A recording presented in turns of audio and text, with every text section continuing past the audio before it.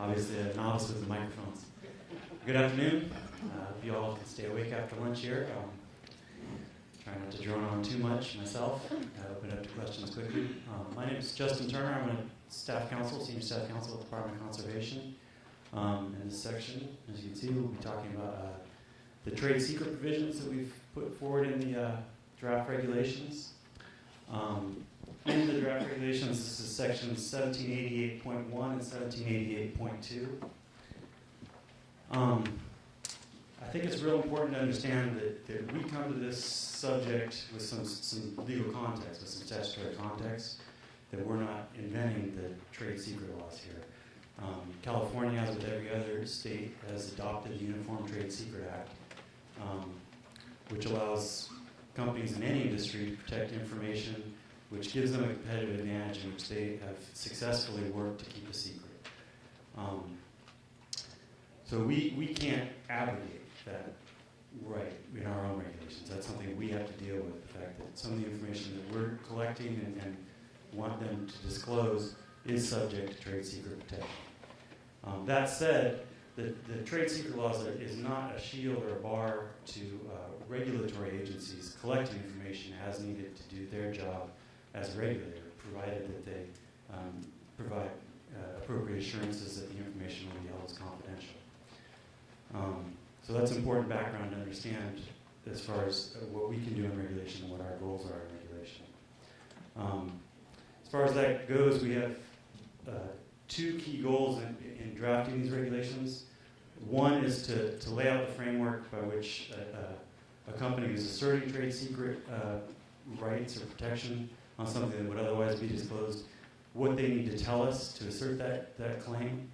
And the other is to establish exactly when it is that we would collect that trade secret information so that we can do our job as a regulator. So what are our regulatory needs to collect that information?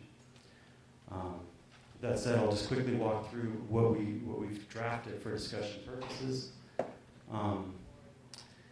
So as we've drafted it, if trade secret is to be asserted, the operator is responsible for getting information from the holder of the trade secret information. This is a sidebar, kind of a tangent, but an important point. The Division of Oil and Gas Geothermal Resources, we generally deal with the operator of a well. It's an unusual situation on this point because the operator isn't necessarily going to be the one who holds the trade secret information. It's going to be their service company, their subcontractor, their contractor, who holds the trade secret information. So whereas we're generally dealing with the operator as far as enforcement and making sure that all requirements are complied with, we also would need to be interacting, at least indirectly, through the operator with the holder of the trade secret, the service company.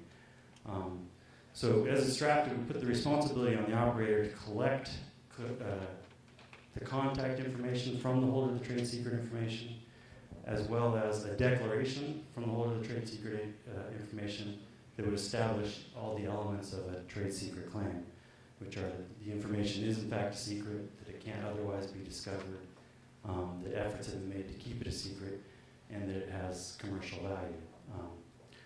So that we need that declaration from the actual holder of the trade secret information. But again, we put the responsibility on the operator to make sure that's in place. Where trade secret is asserted, the operator is responsible for disclosure. Would have to make sure that that's flagged in the website and on FracFocus or whatever website we end up using, and that the chemical family or similar descriptors, if applicable, are put in place of the trade secret information. As far as when we would collect the information as we drafted it, generally the division would be interested in the information when it needs to investigate or respond to any suspected or actual incident of spill or release. Likewise, the regulations are drafted so that under our authority, other public agencies that might need to investigate or respond to a spill or incident could get access to the information. If they have trouble getting information, they would then have to come back to the division so that we can enforce that requirement. And also, importantly, a health professional who needs the information for diagnosis or treatment of a patient could obtain the information under these regulations directly from the holder of the trade secret information and there are procedures for that. Before I open it for questions, I just want to highlight some of the issues that have already been raised. And, again, these are initial draft discussion purposes, regulations, and we're looking at all of these issues and have gotten a lot of good input on some of these. So I just want to highlight some of the areas that have already been the topic of a lot of discussion. One thing that we've heard a lot about is people strongly feeling that trade secrets should never apply for the contents of frac fluids as far as public disclosure goes. Again, I'll reiterate, we're coming to this with a statutory context behind us. We can't change those laws. We have to deal with that reality. But I understand that some people want to talk about why that's not the right way to do things. The other big issue we've heard a lot about is that whereas we've drafted things where we're only collecting trade secret in response to spills or incidents, a lot of people feel that we should, in all cases, have that information collected and available. There are concerns on our end as far as collecting more trade secret information than we see an immediate regulatory need for. However, we're also talking with other regulatory agencies about what their needs might be for it and about what the overall needs might be to hold that information. And that's an issue that we're looking at for sure. The other big issue we've heard a lot about is the process by which other agencies, and in particular health professionals, would obtain trade secret information.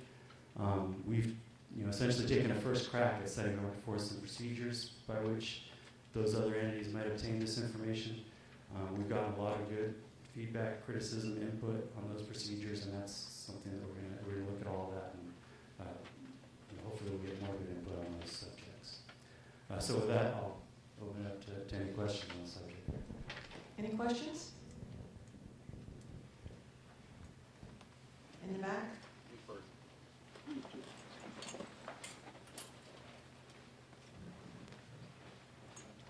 I understand that, Mary Ann Radcliffe, I understand that the industry is regulated by, or everyone is regulated by the California Uniform Trade Secrets Act. My question, and that's fine, but my question is, why does that automatically translate into the ability to inject the industry's trade secrets into the ground? So yes, they may have these trade secrets, but does it automatically mean that they can put them into the ground? No, it doesn't. That's two separate questions. I mean, trade secrets comes into play with regard to the public disclosure provisions, and what it's a protection against public disclosure of what is of the chemicals used. Provisions the trade secrets could encompass fluids, chemicals that are known carcinogens. Yes. In fact, there are 27 known carcinogens that have been identified that are known, that are trade secrets, as known carcinogens. And then that's one question. So you're not violating the law, you're just saying, if you do have a trade secret, that's very nice, you just can't put it into the ground. So I just point that out, that's a way to get around. You're not violating the law, you're just saying, if that is what you choose, then you're not allowed to put it in the ground. I wonder if that's an option. Yeah, it's an entirely separate question how the actual fracking operations are regulated and what public disclosures are required. And then I had concerns on 1788.2B, E,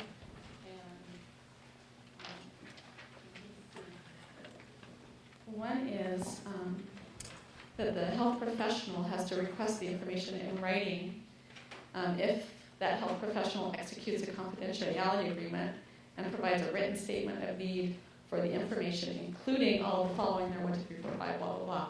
But I think we've all been in an emergency room or had a dire health situation, and I don't know that translates very much into the real world situation. So I think I would ask that be addressed and maybe get some healthcare professionals to weigh in on that. Yeah, that's a great point. And actually, if you look ahead to subdivision C, there's a separate procedure there for emergency, for when the health professional determines there's an emergency need for the information, which is supposed to be a more expedited. The confidentiality agreement is put in place after the fact. So they would have to Things know, can every happen. emergency room would have to know whom to contact. The other issue I have with that is in C. It says 1788. Okay, so verbal acknowledgement by the health professional that the information may not be used for purposes other than the health needs asserted, and that the health professional shall maintain the information as confidential. This may have been raised by healthcare providers, but my question is, if I were the patient who had been affected by a fracking fluid that was protected by a trade secret, would my doctor be allowed to tell me what had affected me? Because it doesn't state that in here. Right, and that's an important question that's been raised by more than one commenter. The division will certainly need to address in its regulations. Anyone else? I think there was one up here. On that related point of providing, John Fed and Center for Biological Diversity, on that related point of providing information expeditiously to healthcare professionals, what assurances is DAR going to provide in the regulations besides the information that it shall be immediately disclosed, that that information is transmitted rapidly in healthcare emergencies? I'm not exactly trying to be beyond saying that it shall be immediately disclosed. Yeah, I mean, so that's great. How can you, I mean, it seems to be reasonable language, but how can you assure that the mental health professionals know who to call, even in this sort of circumstance? And how can you assure that there are provisions in there that make this language effective in application, as opposed to just a language in a statute which is not practical in application? Yeah. Hi. Yeah. Actually, this line of discussion about the healthcare professional piece did come up in Los Angeles, and we had a very good discussion with a healthcare professional who was present, begging the question about, okay, so when would a paramedic need to know this information, when would a physician need to know versus a nurse, and how would they deal with the information being shared between, say, an emergency room physician and then someone who's providing more of a longer-term care. How does that information transition? And what I can tell you is that we're going to be engaging in conversation about that very issue and how the healthcare professional piece, how that disclosure goes. We know we didn't get this exactly right on this section for that conversation. It was real clear to me having that conversation with them. And how we make sure that the patient care is not compromised by withholding information is critical there. So know that we're working on that. This is more, I would say, a statement of intent of what we're trying to do in this particular iteration of trade secret language. Generally speaking, there's a model that we are trying to explore statutorily that looks a little bit more like the way the Department of Toxic Substance Control operates trade secrecy provisions, and that would require a statutory change. If that was to succeed, then this entire section on trade secrets would have to be modified to reflect that change in statute. Thank you. Perhaps I would also answer your last question and also some of the earlier questions. It's not just a matter of regulatory language, too, as far as how would people know how to access it. I think it really gets to a question of outreach and education. There's nothing we can put in regulation that would ensure that the people who might need to get the information would know how to utilize those procedures. So that's something we'd have to do through outreach and education with people who might need that information in the future. certainly, and similarly, the people that are potentially affected by this may not even know that they are affected because it's going to be withheld from them. So I think there's a real concern here that you're hearing repeatedly in the public, you will continue to hear, I'm sure, about the Uniform Trade Secrets Act trumping public health and welfare, and that's the real, I think, fundamental problem. I encourage you to look at ways to rectify that. I guess the second point is, and we were kind of beginning to allude to it, in sort of the way the Department of Toxic Substances Control handles this information in a sort of a parallel, analogous circumstance. I'm having trouble understanding and struggling with why DOGR is taking a very different fundamental policy perspective, and maybe this is just my naivete on the statute, as to why there's a very different public policy perspective in terms of the need to disclose that information to the agency.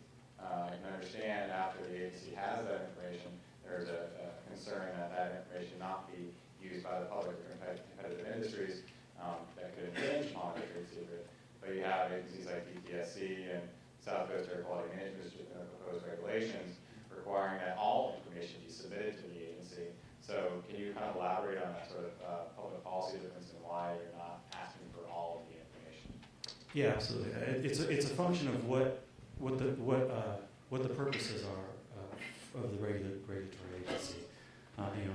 With the DTS schemes that you're looking at, or might be looking at, they are collecting that information to study it specifically. We're developing a set of regulations that would require public disclosure, and then in that context, looking at under what context the Division of Oil and Gas and Geothermal Resources, DOGGR, might actually need that information itself, and those are the circumstances in which we're saying the holder of the trade secret information would provide it to DOGGR or the regulatory agencies.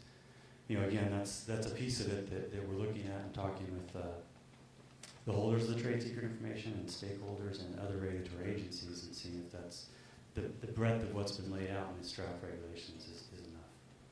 And does DOGGR not feel at this point in time that the Public Resources Code 3106, the need to protect public health, welfare, and resources, doesn't provide the agency with that sort of statutory ability to obtain that information? Well, no, I mean that's a broad authority, and the question is what is the actual function of obtaining the information, and there's also a significant resource issue for the division and the department as far as the more that the division is holding trade secret information, the more that the division will be a necessary party to litigation of those trade secret claims. So there is a logistical and resource concern with limiting the holding of trade secret information to the information that the division will actually be using for its regulatory purposes. And I guess finally, so we have a trade secret either that the DOGGR holds or that the industry holds. Hopefully it will end up with DOGGR so you can provide good oversight. What sort of limitation would there be, at least on providing some sort of chemical family or some type of information on the broad concerns and toxicity of some of these chemicals? So maybe we don't know what's in the Coca-Cola formula injected into the ground, but we can know that there's 3 carcinogens and 2 reproductive toxins that are put into the ground as part of this chemical soup. How do we make sure that people around it aren't, or at least aware of them? Or in some general sense, and then also some more specific sense where they can provide that information to a health care professional. Yeah, that's in the draft regulations now, and you'll see that in a lot of other jurisdictions that have already tackled this issue, that where trade secret is asserted, you put a place marker, and part of that place marker would be the chemical family or other general chemical information that can be provided without disclosing the trade secret immediately, where that's applicable. Thank you. Any other questions on this section up front here? How does this application of trade secrets within DOGGR correspond to the current confidentiality requirements for exploratory wells? Also, how would these regulations comply or coordinate with a declaration of an exploratory well? That is, would these supersede an exploratory well confidentiality? That is, if the exploratory well is going to be fracked, would these fracking requirements, depth, etc., be required to be divulged to DOGGR? And would they be confidential, trade secret, or would they be available to the public? Because there are 3 wells that are proposed to be drilled near here to 14,000 feet or greater. Seems strange that they wouldn't be fracked, but the question would be, will these trade secret requirements and these regulations take precedence over exploratory or confidential elements within existing DOGGR regulations? Great question. No, it wouldn't be a matter of it taking precedence, but there could conceivably be some overlap. But they're 2 separate statutory issues. A well could be confidential by virtue of being exploratory well, and then the information the well records then are protected by statute, it's a separate statute, separate and apart from the trade secret provisions. And that is addressed in the draft regulations, that where the information that would otherwise be disclosed as part of a confidential well record, they're not required to disclose it on frac focus. It is specific there that it still has to be in the well file as with any other confidential well records. It wouldn't be mutually exclusive of trade secret protections. Then the next question, I guess I understand. Next question. If confidential information is divulged to the public in any other form, such as a Securities Exchange Commission 10K form, would that imply certain changes in the trade secrets designation? If it was divulged through a public document, such as a 10K, would the information become available to the public through yours? Yeah, a big part of an assertion of trade secret is that efforts have been made to keep it a secret, and that those efforts have been successful. So if Loose lips sink ships. Exactly. If it's public information, then the assertion of trade secret wouldn't be a good one. So then the next question, the holder of the information, can we assume that will be either the owner of the property, the operator of the field, or will it be some subcontractor who's supplied to the fracking contractor, and the fracking contractor doesn't know? Trackability, to find, if you have a major exposure, to find who's the holder. Whereas with exploratory wells, at least they have to submit and document why they're confidential. And Dogger supposedly holds that information. Yeah, and that's what I was trying to explain in the outset. I might not have done a very, very good job of it, but that is part of the requirements of these regulations, that the person who actually holds the trade secret information, the operator is required to identify that person and to make sure that is obliged to make sure that we have up-to-date contact information for that entity. And that information has to be up to date, and the declaration submitted is submitted by the actual holder of the trade secret information. That's really the only person who could put together that declaration. Any other questions? In the back?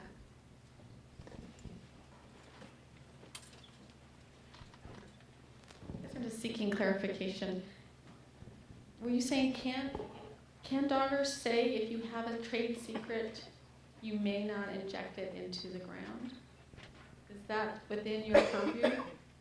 To say you may put all of the frac fluids you want as long as they're posted on frac focus, but you may not put any that you don't disclose on the ground. That's correct. The trade secret is not a protection against being regulated. So you It's not a limitation. So Dogger could do that. Dogger or any other regulatory. So that would be my agency's recommendation, that Dogger do that. Thank you for your comment. And I had another question, and it's kind of trade secrets, and it's kind of what fracking fluids are.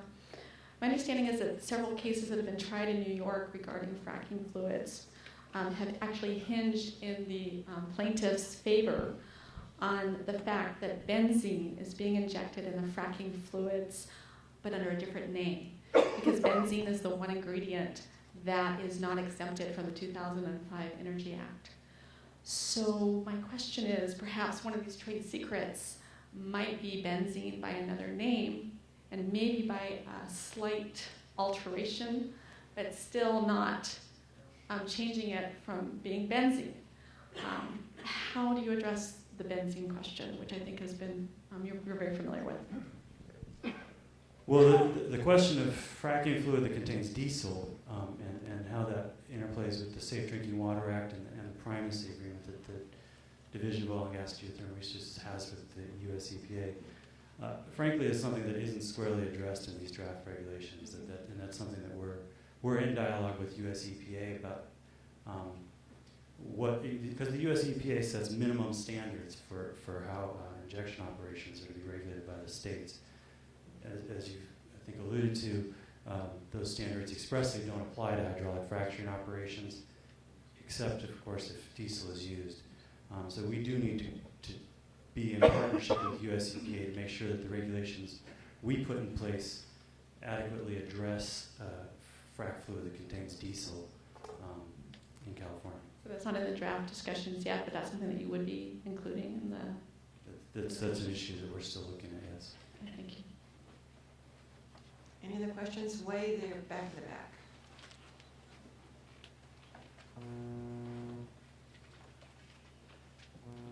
Hi, I'm just going to cut to the chase. No amount of talk of trade secrets and pretty graphs and all of that can take away from the fact that probably every single human being that's in this room knows that this is very dangerous, that it's killing our planet, it's harming our population, and dogger aside, and no blame implied to anyone, we know that it's about money, it's about greed, and it's about hidden technologies that should have been released to the public decades ago. And I just was wondering if anybody here is aware of anything called scalar energy, namely you, zero-point energy, the discoveries and research of Nikola Tesla, anything that could give us a free, clear, clean fuel for everything on our planet. Just a question off the top of my head. Thank you. If I can suggest that question actually fits more appropriately in section 7 of the presentation, other topics not considered in discussion draft. But I would also note that we are limiting our discussion draft regulations to how we regulate the practice of hydraulic fracturing, and that this will not become a debate about energy policy. Thank you. I apologize. I missed this morning's session, so. Okay, thank you. Just Thank you. wondering No problem. if anybody else was thinking about any of this besides myself. Thank you. Any other questions on this topic? Comments? No? We have about 10 minutes left for this topic, so if you would all like to take a quick break and maybe get a cup of coffee after a nice lunch to help keep you awake for the rest of the afternoon, please feel free.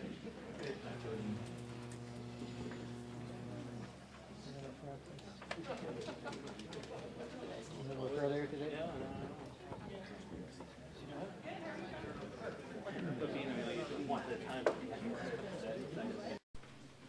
So this session, we really focus in on when the operator or the service company brings material onto the location or onto the oil field in anticipation of using it for hydraulic fracturing stimulation.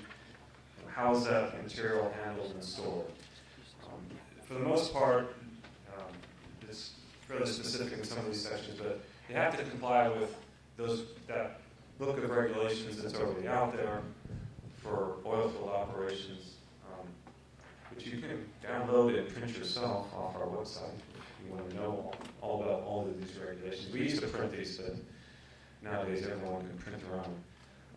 So they have to comply with all the regulations. There are some additional requirements in these regulations that are specific to those hydraulic fracturing fluids.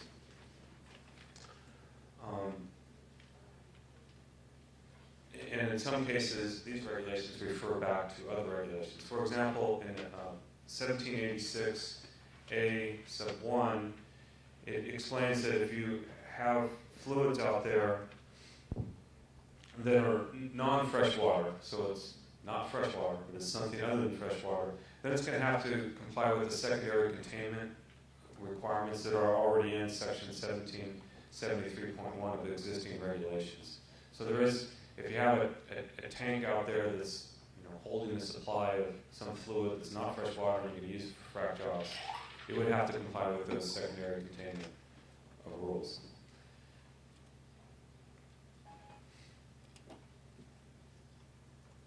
Additionally, there was a body of regulation that was put in place in, I think they finally took effect in 2011, maybe it was 2010, that require tank testing and monitoring. We call it our facility regulations. And any facilities, any surface facilities holding fracture stimulation fluids would have to, unless you have a phone call.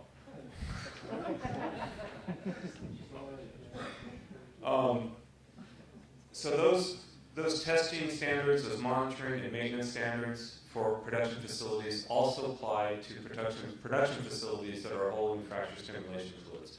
So these regulations, in some cases, they could be argued that they're duplicative of existing regulations, but we wanted to make it very clear in these fracture stimulation regulations that the other regulations that are out there that are already existing do apply to fracture stimulation fluids. Additionally, these fluids would have to be addressed in the operator's spill contingency plan. The spill contingency plan is already in existing regulations. Section 1722 requires the spill contingency plan. So the spill contingency plan, which maps out kind of all the operators' facilities and pipelines and how to respond. It identifies waterways and drains and storm drains and such, and a whole list of other requirements, which you can find in 1722. That list of requirements has to capture the hydraulic fracturing fluids. We also have a requirement, and this is new, but 1786A number 4 states that non-freshwater fluids can't be stored in unlined sumps or pits. So you can't use that method of storage in California for the storage of hydraulic fracturing fluids. And that's, like I said, that's something new that we haven't seen before.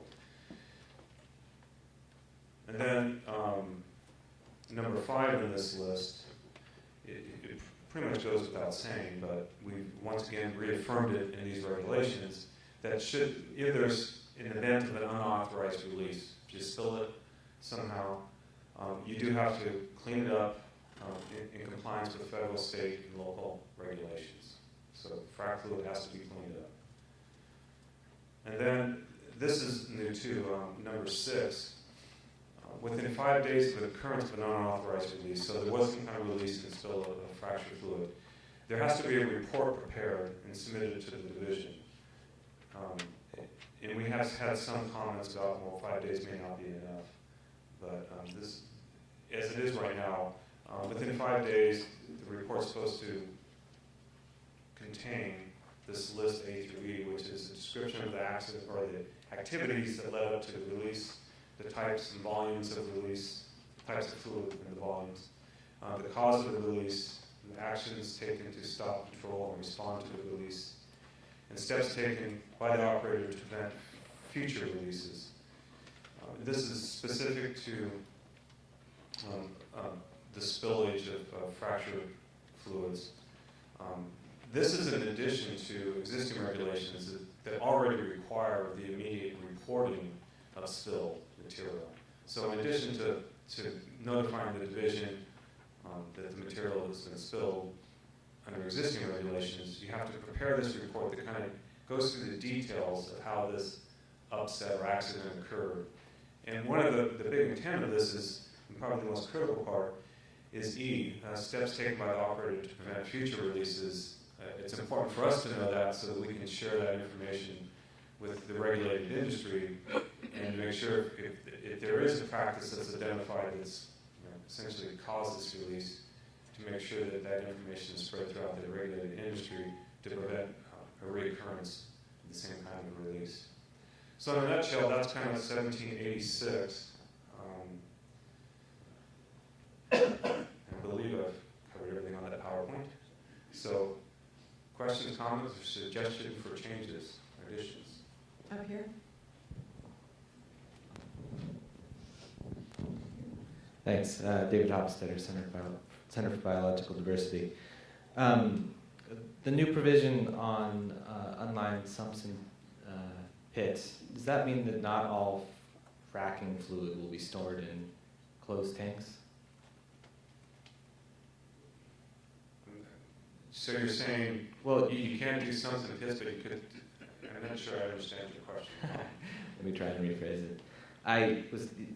One of the provisions here says that it's no longer allowed for operators to store fracking fluid in unlined pits, right? So Yes. some of the storage will be in open air containers. Is that correct?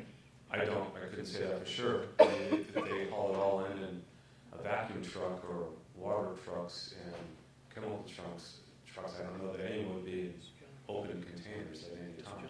But it's possible, I suppose. It's not prohibited, though, right? No, it's not prohibited by these regulations. Okay. Well, in light of what we were talking about before with the trade secrets provisions and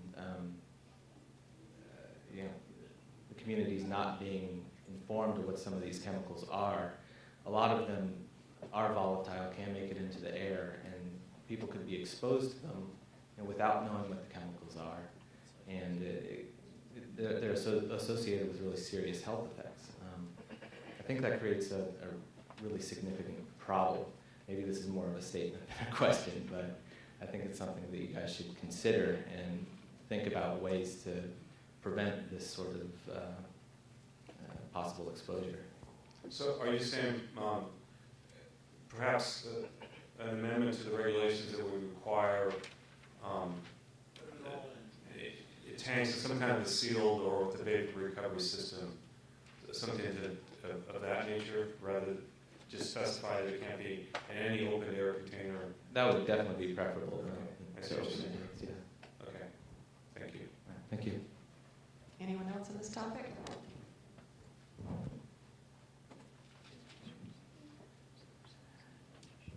Dr. Williams.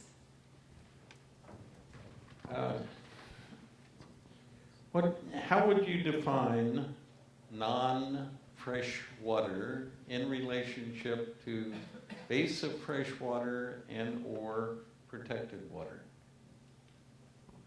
Have we had the discussion this morning? Well, I might say here we talk about non-fresh water.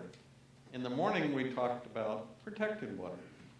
What is the difference between fresh water, protected water, and whatever the characterization of base of fresh water? In this reference where we're talking about materials that are brought into the site to do hydraulic fracturing, we're not talking about the subsurface water qualities. We're talking about the water that's imported. So are they bringing in fresh water to do the fracture stimulation job, or are they bringing in... So non-fresh water could be something other than what would be considered as protected water. If I get it from a groundwater well 500 yards away, and it has less than 10,000 ppm, would it be classified as non-fresh water? It's just a matter, let's have a definition of what you call non-fresh water. Okay, so Because 10,000, more than 10,000 ppm? Kind of doubt it. okay, so let me summarize your comment. I think your comment was, we need a definition for non-fresh water. Yes. Okay, thank you. Then, does 1722 also apply to cleanup and remediation? Yes, I mean, the intent of 1722 of the spill plan is to identify how you will respond in the event of a spill, and the equipment you have on hand, the personnel you have on hand, if they're trained, and how to address that unwanted release. So the operator shall basically perform everything that's in the spill contingency plan. Well, what we want to make sure we capture in this regulation is to make sure that, they have a spill contingency plan out there now, but now if suddenly they start doing fracking operations, well, they need to amend their spill contingency plan to address the fluids that are out there and associated with. Well, it's confusing between the spill contingency plan and all applicable federal, state, and local laws and regulations. Are they different? They could be. I mean, their spill plan may address something, but the county passed an ordinance last year that had some other requirement, or the fire department has some requirement that goes to the county. So it's kind of just a blanket statement to make sure we capture the whole universe of requirements. Rather than just call it the operator's compliance with all applicable federal, state. It's confusing in text as to, is one different from the other between statement 3 and statement 5?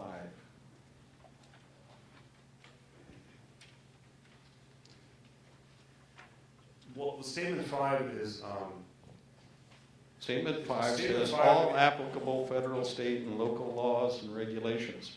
right, Whereas for in the operator's spill contingency plan, so, aren't they kind of the same? well, Or are they? let me see if I can try to summarize it. Number 3 is talking about you have a spill plan out there, and you need to make sure that the spill plan addresses the fact that you have frac fluids on your location. And number 5 says, if you spill something, you need to clean it up in accordance with federal, local, state regulations.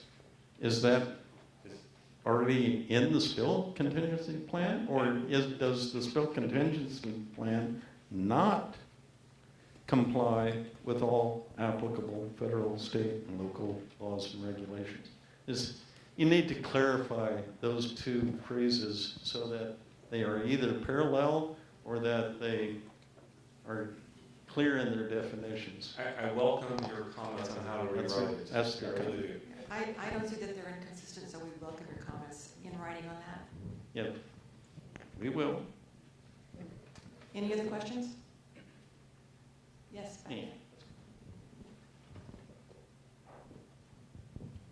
Does Dogger have a sense of, Jonathan Evans, Center for Biological Diversity, Jonathan, does Dogger have a sense of where the water used to frack these wells is coming from and where it will be coming from in the future? Or will they be requesting information about where the hundreds of thousands, millions of gallons of water that's being used to be injected in these wells will be coming from in our state, which is a water scarce state?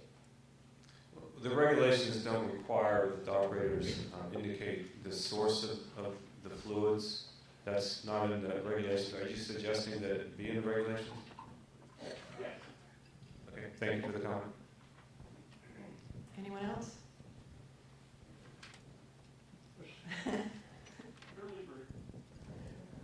David Hopstetter, Center for Biological Diversity.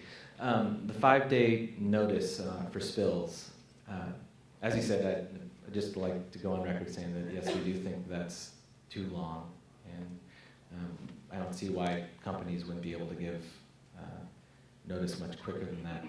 Question, are you guys considering any manner of letting the public know when a spill occurs?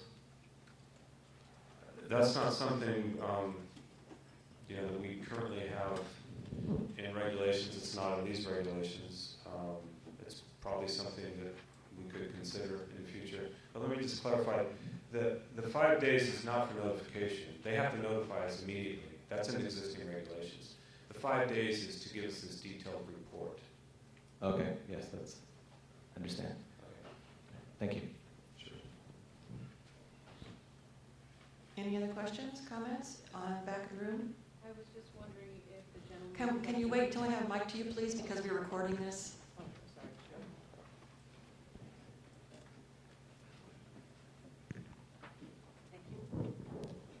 The gentleman's question regarding non-fresh water, the definition wasn't answered, and I was waiting to hear what that definition would be.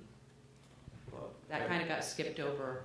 Can you identify yourself, please? My name is Beverly Moss, concerned citizen, Thank you. human being of planet Earth.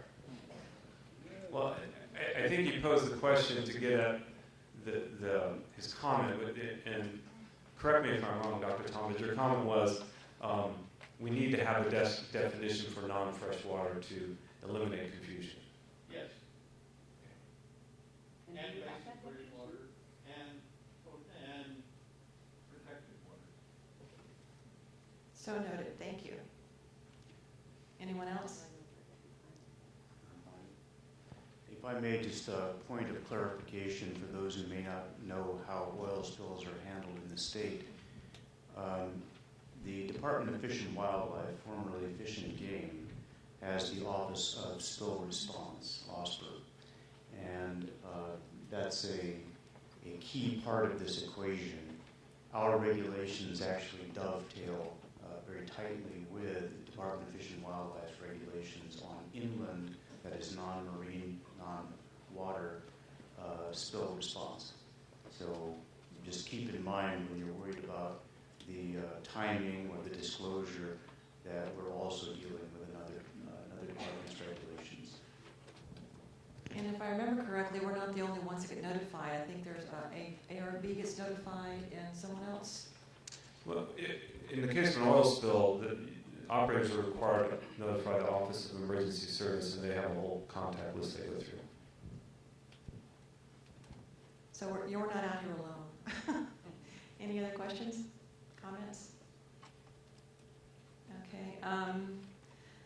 This segment was supposed to go until, I believe, about 3 o'clock. So again, we're going to have another break. Give people who are trying to get here to address the last 2 sections time to do that, and we'll see you at 3 o'clock.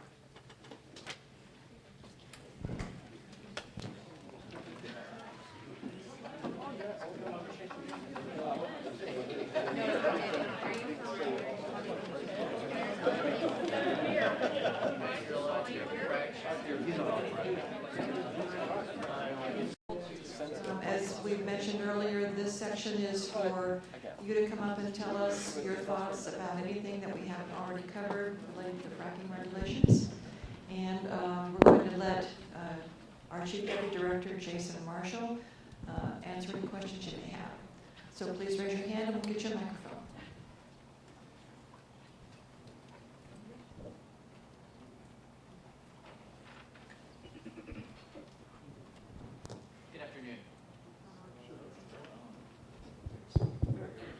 Good afternoon. Thank you for coming down to Bakersfield and holding this hearing, and thank you for the opportunity to speak today. My name is Nick Ortiz. I represent Western States Petroleum Association, and I have a brief statement to read. Hydraulic fracturing is an important technique used to increase the ultimate recovery of oil and gas resources and has been safely and effectively employed in California and other states for over 60 years. The continued evolution of oilfield technologies is what has made California a major player in the energy sector for over 100 years. Oil and gas production is one of the primary economic engines driving the growth and the development of California and is a significant source of jobs and revenue in the state. In counties such as Kern, where we're having this workshop today, tax revenue from oil and gas activities generate well over 50% of the county's tax base. The petroleum industry recognizes the concerns raised both by the public and elected officials about the prospects of significant new development of the Monterey Shale and the technologies and production methods to be used, including using hydraulic fracturing, potentially combined with horizontal drilling. While it is by no means certainty that the Monterey Shale will be developed through a significant increase in the use of these technologies, Dogger's foresight in proposing reasonable regulations helps address potential concerns and assures that the activities of the industry are transparent to the public and to you as regulators. However, it is vital to the state's economy and central to the division's statutory mandate to ensure environmental integrity while increasing the ultimate recovery of the state's petroleum resources. Dogger must address the desire to regulate recent advances in production without unduly burdening well-established existing production methods and the energy, self-sufficiency, jobs, and tax revenue that the oil industry can provide. Responsible development of the state's resources helps improve the quality of life for all Californians. Thank you again for the opportunity to speak. In the coming days, WISPA will have more comprehensive comments in detailed form on the rule, and we look forward to further conversations and further workshops where stakeholders can comment on the rule such as today. Thank you very much. Anyone else? Behind you, Ed. Good afternoon. I'm Michael Turnipseed, Executive Director of the Kern County Taxpayers Association. Kern Tax appreciates the hard work Dogger has been doing to try to get the facts and evidence about hydraulic fracturing in California out to the public. Those who live and work in Kern County understand how important the oil industry is to the people and the communities in this county, as well as the San Joaquin Valley. The potential economic benefits of developing the Monterey Shale formation using hydraulic fracturing are large. The Monterey Shale is a valley resource. The jobs, tax revenues, and other benefits will accrue to the people in the communities of the San Joaquin Valley. It would be tragic if the communities are denied the opportunity to grow and prosper because decision makers who neither live here nor understand the economic situation or allowed to prevent the beneficial use of this safe, improving technology. Thank you. Thank you for your participation. Anyone else? Ed, in front of you. John Gruber of Chevron. I'd like to thank the division for the opportunity to participate in today's workshop and for conducting a series of public forums to discuss the topic of hydraulic fracturing regulations in or for the state of California. We too share the public's expectation that responsible energy development includes being protective of people and the environment. And we appreciate the division's pragmatic approach to this rulemaking process and do support the need for notification and chemical disclosure as it's associated with hydraulic fracturing activities in the state of California. We also feel it important to recognize that DOGGR's current requirements overseeing well construction, integrity, and operation are both robust and stringent and have proven effective in mitigating risks for both hydraulically fractured wells as well as all other oil and gas well operations in the state of California. This is evidenced by the history or the industry's more than 60-year favorable track record on using hydraulic fracturing to increase oil and gas production for tight reservoirs in the state of California. In closing, the oil and gas industry is a significant source of jobs and revenue to the state. It's critical to California's economic growth and prosperity and is essential to California's economic recovery. Thank you for your time. Thank you for your comment today. Anyone else? Ed, over to the red sweater.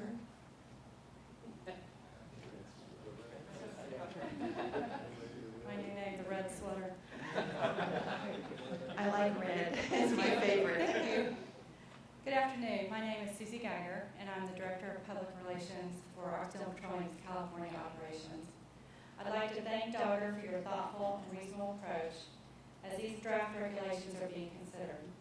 And we appreciate you holding one of your workshops here in Bakersfield. As you are aware, the oil and gas industry supports the Kern County economy by providing millions of income for thousands of families. Of the $924 million of general taxes due for the 2012-2013 tax roll, the top 10 taxpayers, of which 9 are oil producers, will pay more than $329 million to Kern County, in addition to special assessments for schools and special districts. Those taxes pay for teachers, policemen, firemen, hospitals, and other infrastructure and services to make life better for every resident in this area.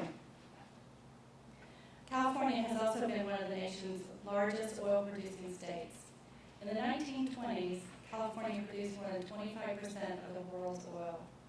Though today, California is still ranked number 4 in oil production in the U.S., our industry is producing just 50% of the 1985 totals in California. Fortunately, technologies listed in this very workshop positively improve our oil production. A report published by the U.S. Energy Information Administration just a few months ago gives us hope for a much brighter future here in California. The EIA report stated that the Monterey Shale Formation, much of which is here in Kern County, and the other traditional oil-producing areas in the state, contains 15 billion barrels of technically recoverable oil. That's 64% of all recoverable oil in the United States. In order to produce oil from the Monterey, we believe traditional methods of well completion and stimulation, including hydraulic fracturing, may continue to be a very important tool. These methods have been used safely and effectively for over 60 years. We certainly understand and support DOGGR's responsibility to protect the environment and the state's hydrocarbon resources, and we are sensitive to DOGGR's need to address concerns of the public and elected officials relating to well completion and stimulation techniques. We support this process and urge prudence in weighing the call for additional regulation against the potential impact of unreasonable burdens on well-established safe practices for increasing oil production. Unreasonable burdens could reduce opportunities to provide more Californians with jobs. Jobs will provide families with good incomes and local and state governments with substantial tax revenues. Thank you for your consideration. Thank you for coming today. Anyone else? Ed, over here.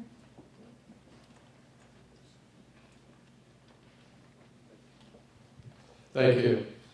Trent Rosalie with Berry Petroleum. First off, I'd like to thank the panel for giving this opportunity to present comments, and also thank you for moving forward in drafting regulations in a pragmatic approach, fact and science-based, that will allow us to perpetuate a safe technology that will continue to protect safety and the environment. A couple of comments that affect everybody in this room. With California being an island with respect to bringing in additional crude oil, where we presently import over 60% of our oil into the state, there are no pipelines bringing oil in. That oil is brought in via transportation, over water or over land. Hydraulic fracturing has the opportunity to increase oil production to eliminate the risks associated with that aspect of oil and gas consumption in the state. The other point I just want to touch on briefly that others have already mentioned, that is the aspect of jobs.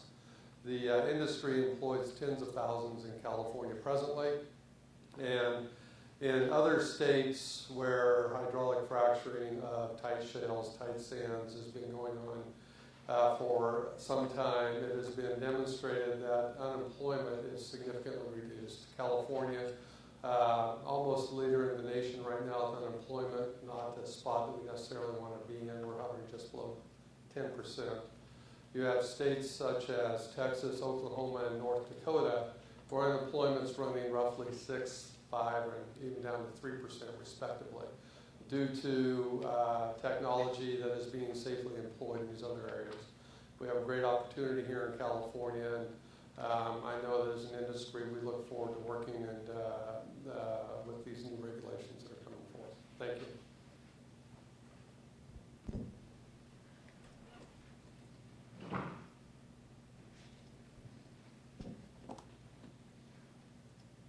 Good afternoon. My name is Greg Meisinger, and I'm the Government Affairs Manager for Era Energy. We'd like to also thank you for holding today's workshop, for the opportunity to provide our perspective on these important regulations. We concur with the comments made previously by WISPA, one of our two trade associations, but would like to emphasize a couple of points. We support DOGGR's effort to develop hydraulic fracturing regulations and appreciate opportunities such as this one to gather factual input about this highly technical process. We support hydrofracking regulations to supplement the already existing rigorous, well-designed and construction standards that provide for the protection of human health, safety, and our important environmental resources. ERA also supports the provisions of the regulations that provide for public transparency through the mandatory posting of the hydraulic fracturing fluid composition on the Frac Focus website. At the request of DOGGR, ERA has been voluntarily posting the brand names of ingredients used by our service companies during our hydraulic fracturing operations since May of 2012 on the Frac Focus website. We plan to continue this practice until mandatory reporting regulations are adopted. Again, thank you for this opportunity, and we look forward to working with DOGGR through this process. Thank you very much. If I can ask a quick question here. Actually, it's back to the representative from Chevron. You mentioned general support for the public disclosure provisions of the regs. Is it, I don't want to put words in your mouth, are you making reference to the same that Mr. Meisinger was making? Yes, Frac Focus. Okay, thank you. I'm David Shimokuro, a geologist working with the Berkeley Earth Project. The Berkeley Earth team recently analyzed thermometer records from 39,000 temperature stations, with records going back 250 years. Our work received a great deal of attention because it directly addressed the 5 major criticisms of skeptics. In recently published papers, we concluded that global warming is real and explained with the fewest parameters as being due to human release of greenhouse gases. Berkeley Earth is currently approaching global warming mitigation in the same spirit of objective analysis. There are only 2 major approaches that can slow warming in the next decade: improved energy conservation and widespread conversion from coal to shale gas in the developing world. We believe that the proposed regulation should refer to the positive world role that fracking, when used for shale gas, could and should play in reducing carbon dioxide emissions. We understand that in California, we don't use much coal. However, we expect that regulations enacted in California will provide a template for other areas, such as China, where the real environmental benefits of coal to natural gas can take place. We also believe that the new regulations must account for fugitive methane gas released as a byproduct of the fracking process that could reduce or eliminate the carbon benefit that is derived from fracking. It's critical to identify the level of methane release that would negate the climate benefit and to require technologies that would keep emissions below that level. We believe that with sensible regulation, fracking can be done in an environmentally sound manner. We encourage the Commission to help determine clean fracking standards that is supplemented with verification techniques and strong enforcement penalties that could help show the way for the rest of the world to confront the challenge of global warming. Thank you for the comment. You know, I've said this before in these other workshops. I will mention it again, though this is an interesting perspective on the question of energy policy. Normally we hear the question of energy policy coming up with in the context of ban fracking in preference to alternative energy sources. So this is it's an interesting point that I think we have not heard in the past, but I take your message pretty clearly. If I can make sure I understand the second point, your concern would be to make sure that any of the air emission issues that might arise in terms of methane from increased production or increased use of fracking, that we make sure that the regulations include, or that we make reference to existing regulations, say that regional air districts impose, that those are taken into account as we deal with this regulatory process, such that any methane emissions aren't an offset to any of the benefits that we might see from this. Is that correct? Yes, it's identifying the level of this fugitive methane release and capping releases to that particular level. And when thinking in terms of greenhouse gases, of course, methane is somewhere between 25 and 70 times worse than carbon dioxide. And from our perspective, from the greenhouse gases perspective, if levels go, if too much methane is released, there is no benefit to using natural gas in place of coal.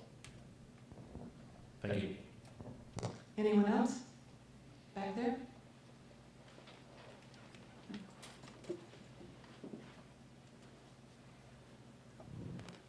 I just want to state that most people here are not opposed to oil and gas extraction. Most of us drive cars. All of us also drink water. So I was here to ask that you ensure extraction of our natural resources are done with adequate safeguards. What's at stake. I did have a question. I was just briefly touched on whether frac fluids are burned in gas flares, and I have a couple more comments. Do you know if any frac fluids are escaped and burned in the gas flares that are at many of the oil sites? The frac fluid itself is mostly water, so it would be very difficult to burn it in a flare. There are situations where wells that have been fracked before they have the infrastructure to take all of the gas off of the well. The gas is flaring, but you wouldn't be flaring the frac fluid. We're in the discussion about spills. It was stated that they were to be reported to Dogger. I would hope in your regulations that they would also have a mechanism to be reported to the public, as is required with Proposition 65. In our area, we had a very large spill about 8 years ago across the street from a school, and no one is aware of it. But I'm sure the Dogger officials know about it, and I'm sure the oil and gas industry people know about it. But none of the people at the school know about it. So it's very important that I believe the public. One of the other commenters earlier did address that, and we took a note of that to consider the possibility of including public notice relative to the spill reporting that comes to us, as well as to, I think Tim mentioned, OES, it's county, did you say what is this? The emergency response agency for the state. they disseminate that information out to the various responding agencies, but we'll be looking into the question about public disclosure. And I looked at other states' guidelines, and I think the California draft discussion guidelines fall far short. I believe New York's has 35 pages just in their preamble to their regulations, and California's proposals for discussion drafts are just 9 pages. So I encourage there to be more work to make them more extensive. I also believe that you mentioned the current fines were $25,000 and possible criminal penalties. I don't know if they are any higher than that, depending on the level of violation. Is it a flat $25,000 for any violation? Do you know? Tim, the violations, are they flat 25,000 or are they scalable? What has that work? Well, I don't know if it's per day, per incident. The penalties currently allowed in statute or enforcement. I can actually expand a little bit on my answer earlier about when it comes to enforcement powers. But as far as the penalty, it's up to $25,000 per violation, which can be interpreted per day, although that's not real explicit in statute. And it is scalable, so it could be significantly less. But in addition to those penal amounts, I mean, the division has the authority to order an operator to stop an activity that's inappropriate. We can issue an emergency order to have them stop. We can do emergency orders to make them take remedial action to clean something up or to fix something. And we can issue orders that essentially don't allow them to produce for, until they get it right. So we have those authorities. We also have some relatively new authorities that came with legislation in 2008. We can impose what is termed a life of facility or life of well bond. And that is if the operator has a kind of a very poor track record, we can require that they post a bond to cover their activities and cover the abandonment of their wells and their facilities, and they will have that bond in place until the wells are abandoned, plugged and abandoned, and cleaned up. I think that's $10,000 per well. Is that correct? No, that is based on the cost to plug and abandon the well, based on the cost to clean up any potential spills from the well.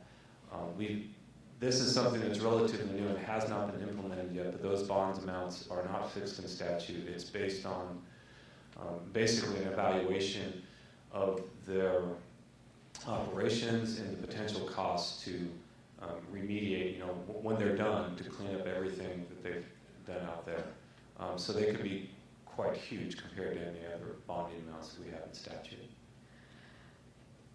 Based on what you said about the $25,000 per incident fine, I would just urge Dogger to increase those fines so they're just not a cost of doing business when there's so much more profit to be made by cutting corners, because I don't think that amount that you cite is adequate to clean the water or the air if it's contaminated, or the aquifer to contaminate it. And in addition to the fine, I urge you to press for additional resources for Dogger, because your work is very important and you have a number of regulations. But without adequate monitoring and oversight, I believe all of your proposed rules are meaningless. Thank you. Thank you for your participation Thank you. today. If I can make sure that for context, so that we are comparing apples to apples. Other states that have been adopting hydraulic fracturing regulations have also been in the process of rewriting the entirety of their oil and gas codes. To be fair, I think that it would be, if we were going to compare on a page-to-page basis, you would want to look at the whole of the California Code of Regulations related to oil and gas drilling. It's about 80-some-odd pages, 40-some-odd pages of notes. And substantively, well, there's the codes as well as the statutes. Substantively, though, I would note that in our own comparison, admittedly, it's our own comparison, these regulations cover many of the very same issues that other states cover, and then some. Very specifically, I think there's only one other state that requires or would require pre-frac testing of the integrity of wells. I say that with no small amount of pride because we think that's the key to all of this. Well integrity is the key to all of this. And that's why we focus so much on it. So I want to make sure that's not lost on anybody, the comparison, what the right comparison should be. Thank you. Up here? Do you have a mic? Albert, one over. In Dr. Tom Williams, Sierra Club, California. One of our subjects was API. The president, Salazar, and others have always said, if done properly, fracking is no problem. If it's done improperly, it may be a problem. One of the problems that we have found is nobody states what properly is. Let's take the issue of pre-frac versus post-frac well integrity tests. Well, you can't do it based on pressure, so I would highly recommend that the regulations include the pre-frac well integrity bond, the casing bond, the casing cement, and well wall integrity, both before the frac and then after fracs. You can't do a pressure test after you've perforated and fracked. Maybe you could, but at least have a bond integrity test. The central issue is where are the best practices? Do we have a set of best practices? We got to start here. But when you don't know what the frac has done to the bond between the cement and the casing, you have a potential for a leak. There's also, it's often said, well, there is no evidence of fracking being responsible for the death of a field supervisor when walking across a steam-related facility. There's no evidence that fracking was involved in the 1985 gas blowout in the Ross Dress for Less store explosion of natural gas. I spent 3 days there. So evidence is the basis. If we can't get the evidence and be on the same page as everybody else, then how can we make an informed consent, a decision as to who's at risk, who benefits? Let those who benefit also have the risk. So you must protect the others. Then just being realistic, the permitting, or the notice and permitting process right now, let's say that we actually got these all done by the end of the year. If I know that it's going to be done, and I am one that doesn't want to follow your regulations, can I get a permit before these regulations come into effect that will give me roughly 2 years of non-compliance with these? Will there be a grandfather exemption for permits issued before these are in place? Or will there be some means of prohibiting any well that does not comply with these from being fracked? Well, extensions of a year, fairly common. So we're concerned about the grandfathering of, might say, existing regulations into the future, even with these regulations in place. Thank you. I think I can answer that last part if I understand the question correctly.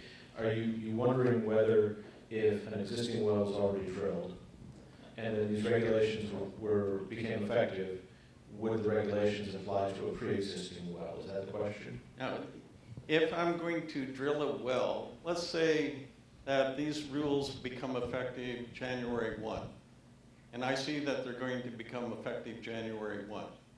Can I apply for a permit on November 1,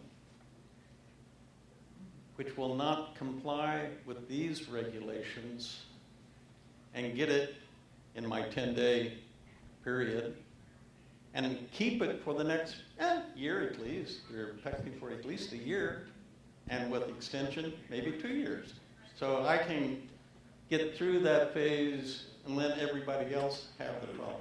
Grandfathering without these regulations in place. Right now, the way the regulations are written, once they become effective, if your intent then is to hydraulically fracture a well after that date of the effective date, then you would have to go through the HF1 process. Assuming there were no other changes in the regs. It's not, I say that just so we can have the conversation, not like there won't be changes. But if there were no other changes in the regs, you applied for a notice of intent to drill on November 1. You got it approved, you didn't drill the well, you finally got around to drilling the well on February 1st.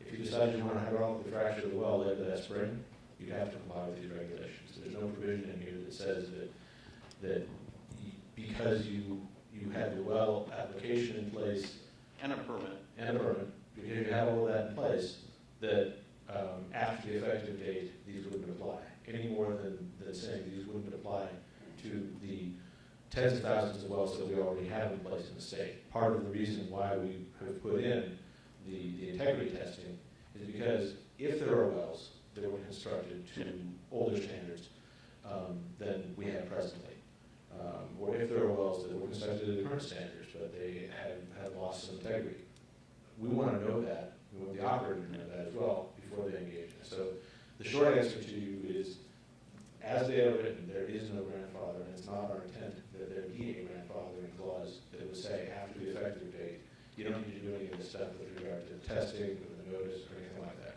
Yeah. Could you make sure that that's somewhere in the regulations? Stated plainly, I agree. Thank you very much. Anyone else want to make a comment or ask a question? Over here on my right. Yeah, go before last, okay. Sorry, Les. We'll give Les the last word, which may be scary. Blair Knox with the California Independent Petroleum Association. We represent about 170 companies producing around California, many of them here in Kern County. So this affects a lot of our members. A lot of our members here today have already spoken about the regulation and the need for it. SIPA supports a common sense regulation on hydraulic fracturing.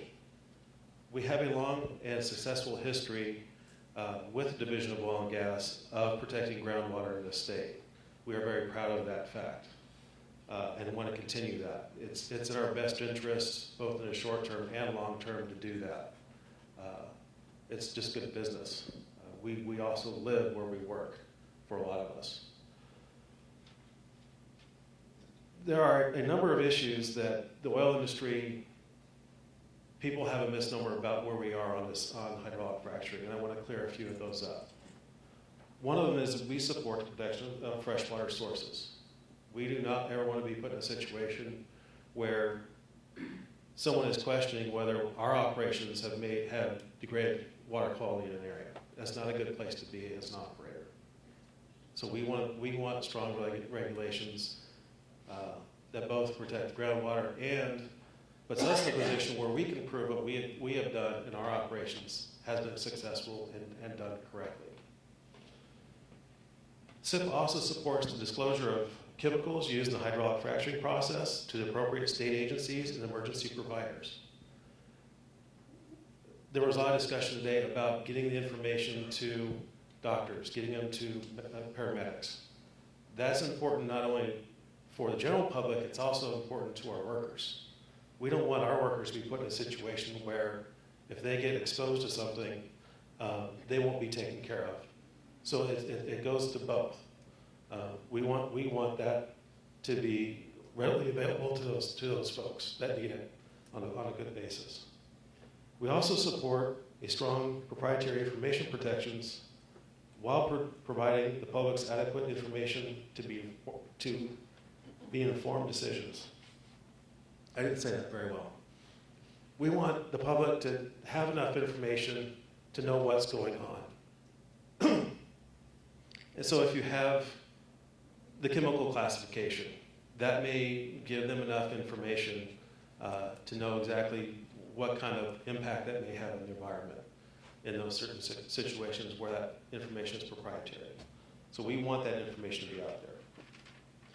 SIPA also supports pre- and post-testing of well integrity. This is going to be a significant expense to us that we have done for the first time.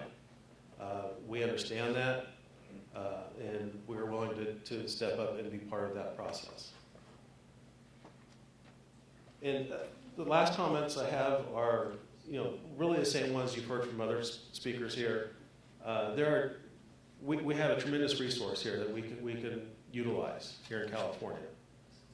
We are an island where the only way to get crude production here is either produce it here or transport it in by tanker. We want to be more self-sufficient as a state by utilizing the resources we have here.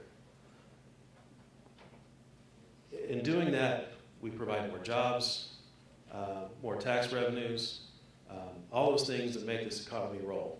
And that's what we want to see for California. California has been in the funk for too long, and it's time that industry be able to invest in California and bring it back to where California should be as the top, really economic engine of the United States. So we look forward to working with Dogger in the future. I'm sure I will be dragged to at least several more of these meetings. I understand we have new ones coming up in Santa Barbara and Monterey, and luckily I get to stay home for Sacramento. So appreciate the opportunity to have comments here today. Thank you. Thank you very much. Now over here, Les, did you want to speak? You guys want to hear me? Not really. Can we vote? Mayday, mayday. My name is Les Clark. I'm with the Independent Oil Producers Agency. It's an old group. We've been here since 1904. Not me, but the IOPA has. I feel like it sometimes. It's been an interesting day, and I too would turn that off. It's him, I'm telling you. Been an interesting day. I too would add my thanks for you all coming down here, spending the day with us. I think it's very, very important for us to do that, and I've always supported the workshop atmosphere. Continue to do that. I've heard a lot of interesting philosophies today. I've heard a lot of interesting or troublesome accusations which are of concern. And when we go through this process, I'm always about cooperative environmental management.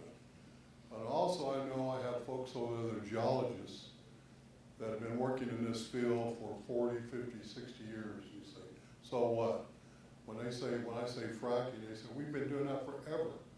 So what's the big deal? I mean, what's the problems? All right, having said that, we'll work through the process, and I'm going to be following the regulatory framework here, and I'm sure we'll have some comments. It's my understanding in the beginning that probably your comments or your fracking rule will probably parallel maybe BLM's. And if that's the case, BLM, I think, what, Mr. Prude, you've had about 5,000 comments on that so far? 177,000 comments. And I think one of mine is part of the 77 comments. So we have some concerns with that. So the parallels will be taking that apart, and that's also not just IOPA. It's our sister organization, the big guys, IPAA, Independent Producers Association of America. So we had some concerns. We expressed them through that process, and I'm sure that we'll do the same thing as we go through this rulemaking procedure. Again, I appreciate the opportunity to do that. I would leave you with one thing, seems like everybody says, well, just pay for it or just hire more people. I've heard that about 4 or 5 times today. Most people don't realize in this room, we pay for it all anyway. Everything that we do through Division Oil and Gas is assessed from our hide, if you will. I mean, it's through assessment. I like to call it like a mini severance tax, but I don't want to use that word because some of your guys on the other side are already using that word up there in Sacramento. So we don't want to get too far into that. But we pick a majority of the tab to run these programs, and we'll continue to do that. We'll work cooperatively. All these people that are saying how you hired them through working with us, through our assessments. And you all know that, but I want to make sure the public knows that it's not something, it's no free ride here. It's not coming out of the government's general fund. It's coming out of our pocket. And some of you say, well, more of it should come out of your pocket. You talk about fines. We deal with about 150 different rules and regulations throughout the state that are administered by about 40 to 50 different agencies and or groups. That starts with the city, the county, the state, it goes on and on. So we're up to the plate. We're stepping up to the plate. We've always been there. So for the accusations to say that we're not doing anything and we're not concerned, and I, for one, as far as groundwater, I'm on about 3 water quality committees here in Kern County. So that's especially important to me. I know that any time that I've talked to the governors, they say, Les, what's the most important thing to you? It's water. That's the bottom line. It's not oil, it's water. But being an oil guy, of course, that's my job, and I want to make sure I protect the independents the best I can. I represent, like I say, mom and pops, and they produce anywhere from 1.5 barrels a day up to 15 barrels a day, and some of my largest one thinks about 1,000 barrels a day. So that's who I am. If you guys remember, you watched that movie, There Will Be Blood, my commercial. That was my pipeline. That's IOPA's pipeline. Thanks again for letting me speak a little bit. Thank you. Les, thank you, and I hope that you'll provide us with the same comments that you provided on the other regs that you're talking about. Thank you. Anyone else? That's it, you're all quiet? All right, we will be here until 4 o'clock if you want to come up and talk with us. Thank you all for attending. Director Nikodom, do you have anything you'd like to say before they all leave? Would, actually.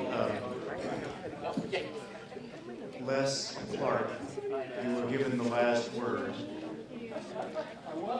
And I will share with you my wife's wisdom about the last word, which is in every argument, the woman has the last word. Anything you say thereafter is the beginning of a new argument. Let me say also, I really do very much appreciate everybody making the effort to do this. We will be working hard on this over the next year, and that should be plenty of time for us to dig right in. We invite every and all comments and all of your wisdom. We're writing regulations, but those who are being regulated are the ones who actually know how they work. And we have no intention, even though we may do so unintentionally, of writing regulations that cannot work or do not do what they're intended to do. And the fundamental bottom line, before anything else, is that these regulations are intended to protect public health and safety. There's a letter that I sent to the Senate saying that very thing upon my confirmation. And I fully intend to fulfill that promise. There shall be no corners cut. And for those of you who have reported today, to me, some fairly disturbing reports of corners being cut or violations happening and not reported, I can assure you that you need to come forward and tell us about it. Despite Les's, thank you for saying that, Les, that in fact, all of us are sitting up here and this workshop is paid for by an assessment on the oil and gas industry. It goes to the Oil and Gas Administrative Fund. It is appropriated to us by the state legislature. We don't get just a big deep pocket to dig into. We don't get to do just what we want. But we are the regulator. We are not the industry. And I was a little shocked today upon 2 occasions when we were asked, Jason was asked, and then I was asked, do you guys work for the oil companies? No, we do not. We work for the state of California. We serve the public. We serve the people of the state of California. And I want to make that absolutely clear, because there have been implications regularly that somehow this department and this division are in the pockets of the industry. And I take huge umbrage at that implication. We are absolutely not. I am a scientist by training. I hew to the facts. If you have evidence that there is a problem that we are not paying attention to, you have my phone number and you better call me because I want to hear about it. So let me be just absolutely emphatic about this. This regulation is not meant to be onerous, but it is absolutely first and foremost to protect public health and safety. It is not to protect the profits of the oil and gas industry. So thank you very much for taking, and I'm sorry for my lecturing you at the very end of the day here, but really, I thank you all for coming and making the effort to make these regulations work. Thanks.